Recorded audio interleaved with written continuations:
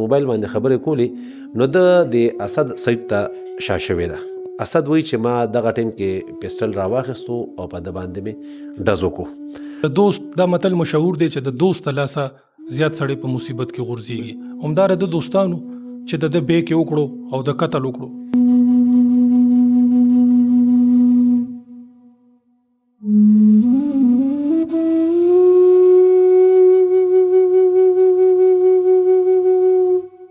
مقتول رحمت الله چې هغه عمر 22 سال یا 24 سالو او د ملزم عمر اسد چې دی نو هغه 15-16 سال دی.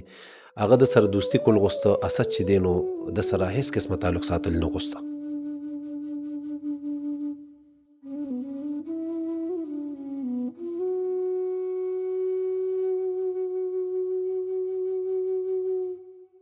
بسم الله الرحمن الرحیم.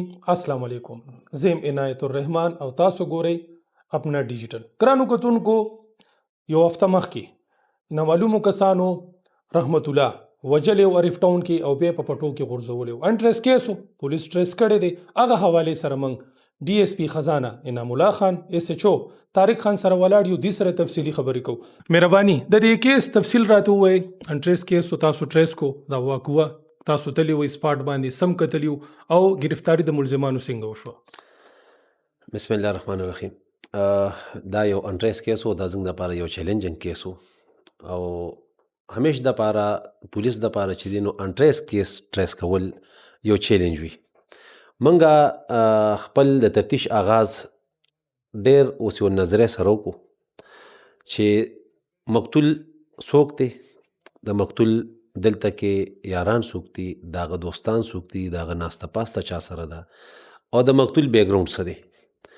د هغې نه چې موږ د تفتیش آغاز وکړو نو موږ ته په دې جایوکوه سره نږدې د هغه یو دوست د میرویس پته ولګېده چې میرویس سره د ده تګ راتګ و، میرویس سره د ده ناسته پاسته وه. موږ میرویس ته رسایي وکړه. د میرویس نه مو تپوس وکړو. د هغه نه په معلوماتو باندې دا خبره پته ولګېده چې رحمت الله دلته کې یو اسد نومې کوم عمره هلک و، هغه سره یې دوستي کول غوښته او د هغه دپاره به د میرویس ته تګ راتګ و. د میرویس سره به ده ناسته کوله او د میرویس دیرې سره خوا کې د اسد په میډیکل سټور کې شاګردي کوله. نو د هغې نه بعد به یې د سره ملاقات کولو. په دې شپه باندې میرویس وویل چې اسد ته د 2-3 پیرې خپل موبایل نه کال وکړو خو هغه ورسره رابطه ونه شوه. د هغې نه بعد د میرویس په موبایل باندې د اسد سره رابطه وشوه. اسد ورته وویل چې ته موږ ته چې کوم بي آر ټي سټاپ دی عرب ټاون سره نږدې هلته راشه. دی چې عرب ټاون ته د بي آر ټي سټاپ ته تللی دی، هغه ځای کې د مخکې نه اسد سره د خپلو 2 ملګرو د جنید او بشیر د انتظار کولو. خو د رحمت الله دا مقتول چې دی د په راتلو باندې د جنید او بشیر د ده نه سیټ شوي دي او د جنید ده ته 9 mm پیسټل ورکړی و چې هغې کې 3 روندونه لوډ شوی پیسټل د مقتول دغه ټیم د قاتل اسد صادر په سر کړی و. د په صادر کې پټ هغه پیسټل نولی دی. دی روان شوي دي او دا نور 2 چې دي نو ورپسې روان شوي دي. دې دواړو ورته دا ویلي چې که ته کله په ده ډز وکې او داسې څه د خطرې خبرې نو موږ به ستا امداد له راځو. دي چې داسې د عرب ټاون کې کم پټي و کم پیدل لار وه په هغې مخکې شوي دي. نو هغه ځای کې دي ناست دي، دي څه خبرې اترې کړي دي. دې کې بیا د مقتول رحمت الله ته کال راغلی دی. دغه دوران کې چې څنګه مقتول رحمت الله په موبایل باندې خبرې کولې نو ده د اسد سایټ ته شا شوې ده. اسد وایي چې ما دغه ټیم کې پیسټل راواخیستو او په ده باندې مې ډز وکړو. د میرویس په ذریعه باندې او د دې د چې کوم څنګه نو ټیکنیکل موږ کوم تفتیش کړی دی د هغې په بنیاد باندې موږ اسد او بیا د اسد په ذریعه باندې موږ جنید او بشیر ته رسایي وکړه او هغې موږ گرفتار کړ او هغې چې دی نو ډیورنګ انویسټیګیشن خپل جرم تسلیم کو او چې کومه واقعه وه نو هغې A to Z د حالاتو واقعاتو مطابق موږ ته بیان کا او دې کې چې دی نو اوس د دې نه بعد هېڅ شک شبه بیا پاتې نه شوه. انعام خان تاسو ډېر ښکلې تفصیلي خبرې وکړې. وجه یې څه وه چې دی قتل کو په شارټ کټ 2 لفظونو کې؟ د دې بس وجه دا ده چې دوستي. مقتول رحمت الله چې هغه عمر 22 سال یا 24 سالو او دا ملزم عمر اسد چې دی نو هغه 15-16 سال دی. هغه د سره دوستي کول غوسته، اسد چې دی نو د سره هیڅ قسمه تعلق ساتل نه غوسته. د دې مقتول تعلق د کوم ځای سره و؟ دا مقتول تعلق چې دی نو هغه زموږ د همسایه ملک افغانستان سره دی.